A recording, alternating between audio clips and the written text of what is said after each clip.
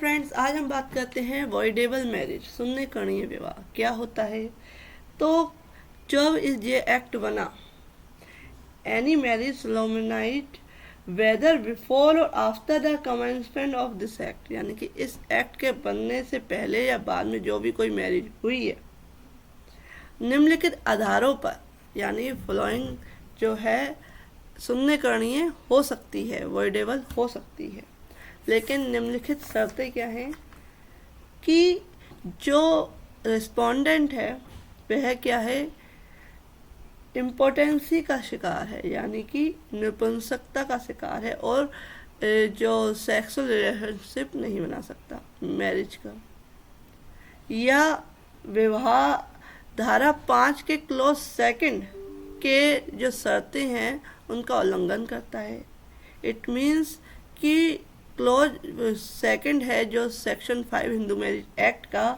वो बताता है कि जो व्यक्ति विकृत है या वह इतना विकृत है कि वह अपनी सम्मति देने में, विवाह की सम्मति देने में असमर्थ है, या उसे बार बार पागलपन के दौरे या मिर्गी के दौरे आते हैं,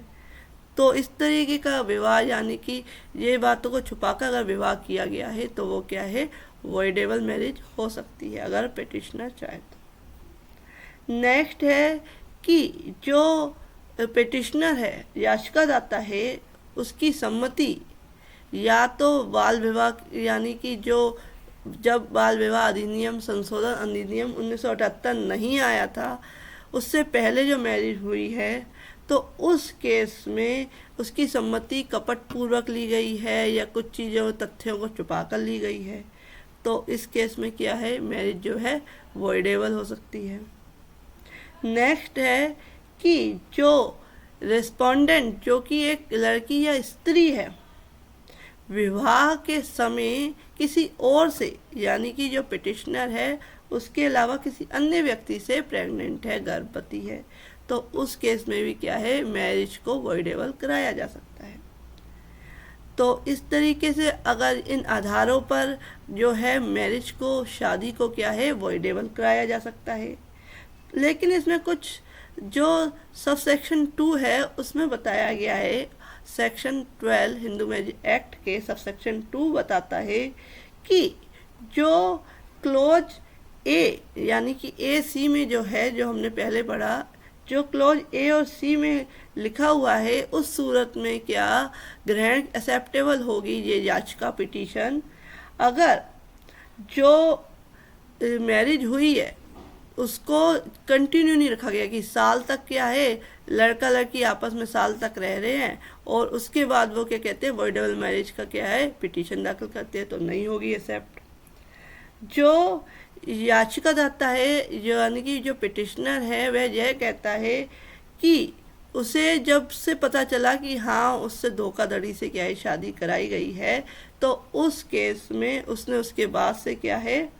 उसके बाद से 1 साल तक में उसने क्या है, पिटीशन दाखिल कर दी वॉइडेबल मैरिज की, तो क्या एक्सेप्ट हो जाएगी, अदरवाइज नहीं होगी। अगर वह हस्बैंड वाइफ के रूप में रह रहे हैं और 2-3 सालों बाद पिटीशन दाखिल करते हैं तो क्या है, वो एक्सेप्ट नहीं होगी।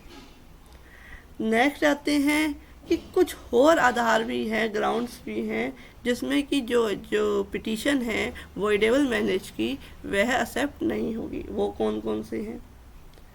जो पिटिशनर कहता है, याचिकादाता कहता है कि मेरी जो मैरिज हुई है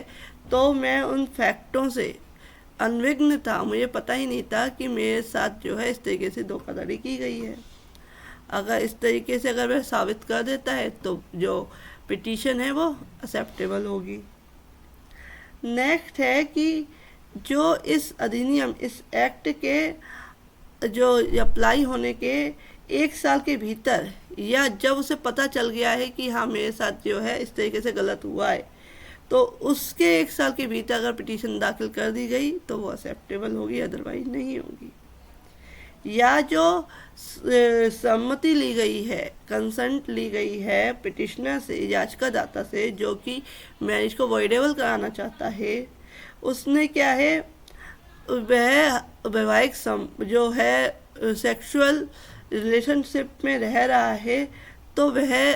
जब उसे पता चल गया कि हाँ उसके साथ धोखाधड़ी हुई है और उसके बाद भी वह क्या है सेक्सुअल रिलेशनशिप में रह रहा है वैवाहिक मैरिज की, तो उस केस में क्या है जो विवाह है वो वॉइडेबल नहीं होगा। तो बहुत सारे ग्राउंड्स भी दिए हुए हैं कि जो विवाह है वॉइडेबल